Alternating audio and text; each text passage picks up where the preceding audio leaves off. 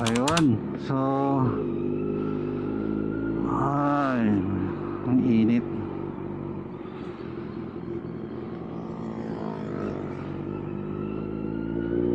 Let's go.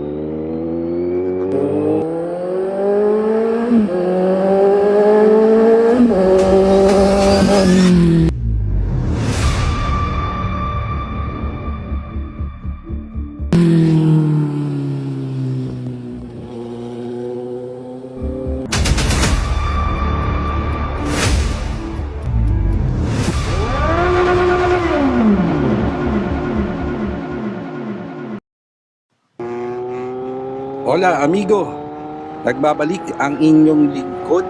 Sumakit na naman ang likod. Walang iba kundi si Lance Destilo.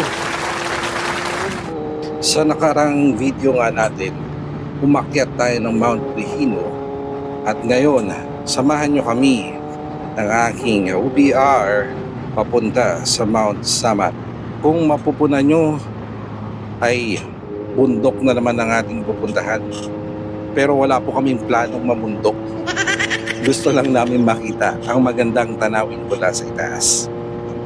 At dito ko na nga sinimula ng aking video sa kahabaan ng Governor J.J. Dinaw National Road. Kwento ko lang muna sa inyo kung paano pumunta dito na madali namang mapuntahan dahil puro straight lang ang daan. Basta dito ka lang galing sa ating mundo at hindi sa ibang planeta. No. Lalo na kung may sarili kang mundo, mukhang may hirapan ka papunta dito. Anyway, seryoso na tayo.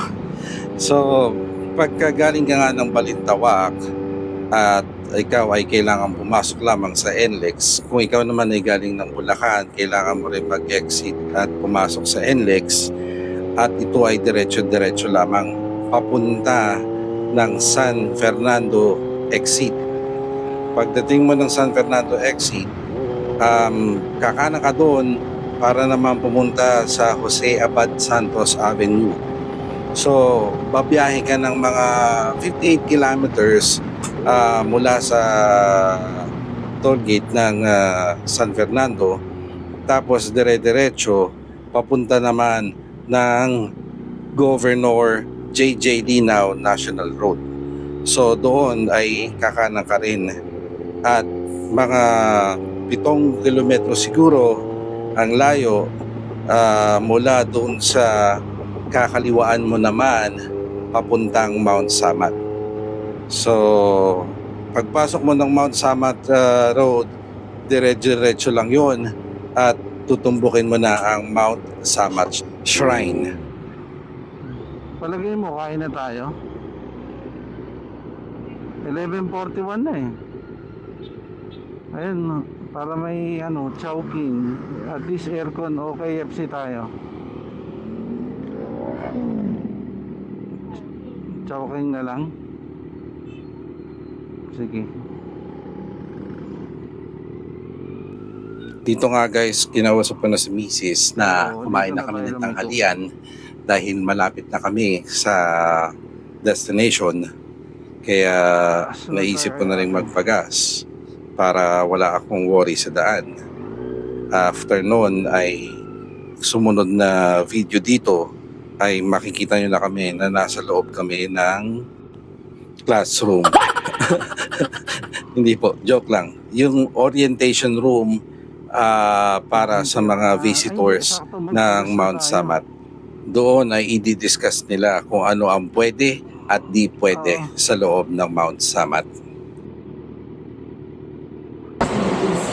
So, kung i-media po about sa cross, batiin po ba na ang cross ng banan ng Davidigan ay halos kasing taas na ng Statue of Liberty. Pangalawa po ito sa pinakamataas na cross sa buong mundo. May taas na 92 meters. Bakit po? Dahil 92 days ang battle na naganap sa Bataan against the Japanese.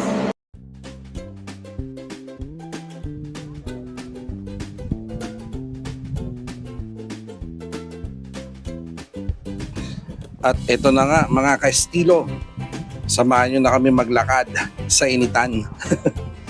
At pag hindi na namin kinaya, malamang, gapang, kaibigan. Sabi sa orientation, 800 meters ang walking pag doon ka dumaan sa main road, yung kaninang may arrow sign. Pero kami, naisipan namin na dito na lang dumaan sa harap para medyo maka-menos ng oras. Kasi pag naglakad ka doon sa main road, aabutin ka ng 1 hour and 10 minutes. Samantalang dito, mga 2 days. Siyempre, joke lang ulit yun. Pero ang totoo, makakamenos ka ng oras. Mas mabilis umakyat. Dahil mas maiksi ang daan. Kung nakita nyo kasi yung stairs doon, hindi naman straight na pataas. Pa-elevate naman siya ng pakonti-konti.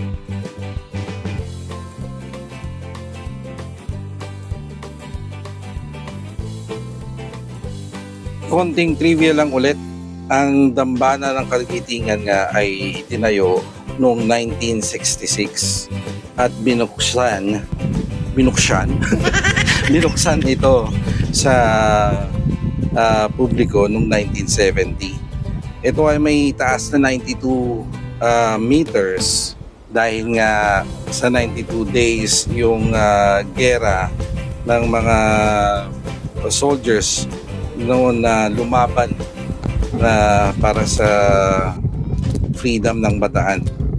So halos kasing taas daw ito ng Statue of Liberty at pangalawa sa pinakamataas na cross sa buong mundo.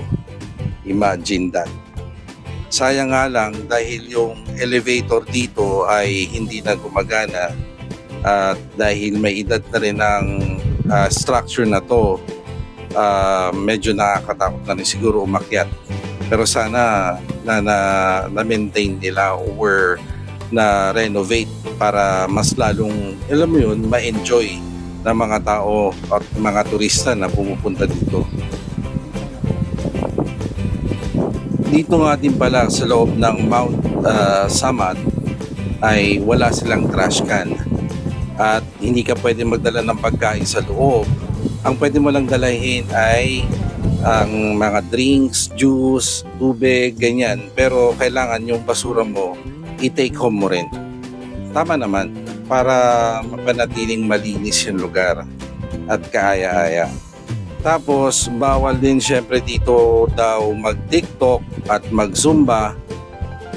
At buti na lang na-discuss yun sa orientation kasi kung hindi, baka makita nyo ako nagti-TikTok dito. Charot. Pero isa sa bawal din ay ang pagpalipad ng drone. So, iniiwasan din at pinayuhan ang mga turista at ang mga visitor sa lugar na to na bawal magpalipad ng drone. Pero hindi ko natanong kung pwede sa Ranggola.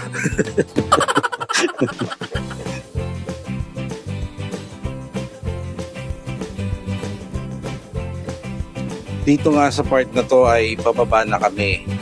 At kung makikita nyo sa baba ay may building. At ang building na yan ay ang museum. Unfortunately, yung museum na yan ay closed din dahil ginagawa. Isa pa, pag nasa loob ka ng museum na to, bawal din magdala ng camera, kaya hindi rin tayo pwedeng kumuha sa loob. Kaya naglakad na lang kami dito sa gilid ng building. So kung makikita nyo, napakaluwag ng space at pwede ka pang magtayo ng iba pang siguro structure or building kung planong i-develop pa itong lugar na to. Pero yung tanawin dito napakaganda, wala akong masabi. Kahit na sobrang init malakas ang hangin kasi dito sa taas kaya medyo nalilesen yung yung init na nararamdaman mo. Pero yung kulay mo hindi malilesen kasi magda-dark pa yun lalo. Pag wala kang sunblock, buti na lang may sunblock si Mrs. kahit pa paano. Tingnan nyo ang structure, napakaganda, wala akong masabi.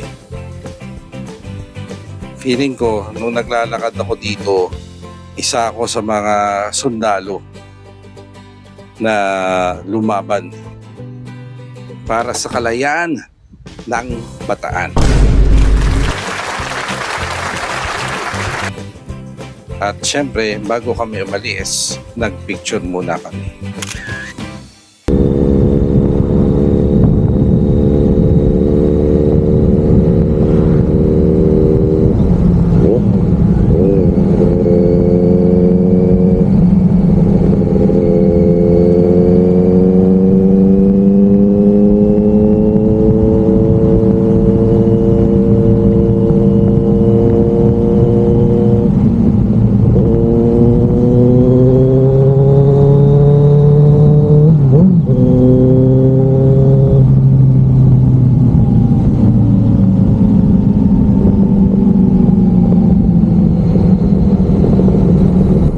At eto na nga, pauwi na kami. So hindi ko na na-videohan yung pag-alis namin ng Mount Samat, palabas ng Mount Samat Road at papunta sa main road. Nandito na kami ngayon sa kahabaan ng Jose Abad Santos Avenue sa San Fernando, Pampanga. At ilang minuto na lang ay exit na rin tayo papuntang NLEX. Sa totoo lang, medyo mabilis talaga biyahe kasi dadaan tayo na expressway, hindi na tayo dadaan ng mga bayan-bayan na Pampanga or dun sa MacArthur Highway. Napakalaking menos para sa traveling time. Pero malaki ang expenses mo kasi syempre magbabayad ka sa toll gate. Napuna ko lang dito sa San Fernando, ang daming car dealer. So magkakadikit talaga dito yung mga showroom ng Toyota, Nissan, ano ba, Mitsubishi, basta marami. May Vespa pa. Tapos yung mga naglalakiang malls, Ayala, SM, kaya maganda rin talaga mamasyal dito. Ito, exit na tayo ng expressway at ito na ang ating best friend. Siyempre, magpapa-scan tayo dito. Pwede rin ditong magpa-picture kung gusto mo, pero may sisigaw sa likod mo. Huwag kang ipan. Pag tumigil ka dyan. Kaya kailangan diretso lang. Nakakatuwa at binasa kagad yung ating RFID. So, again, maraming salamat po kung umabot kayo sa part na to. At kung hindi pa po kayo nakakapag-subscribe sa channel ko, paki-subscribe na po. Click na po click na po natin yung subscribe button tsaka yung notification bell para mag-update po or maging updated ka sa susunod kong uploads. At pa-follow na rin po ako sa Facebook ko, Lance D. Estilo din po ang name ko, sa Instagram ganun din, at sa TikTok channel ko. Muli, salamat po ng marami. At ito, si Lance D. Estilo nagsasabi sa inyo na always sa daan dapat behave and ride safe. Salamat.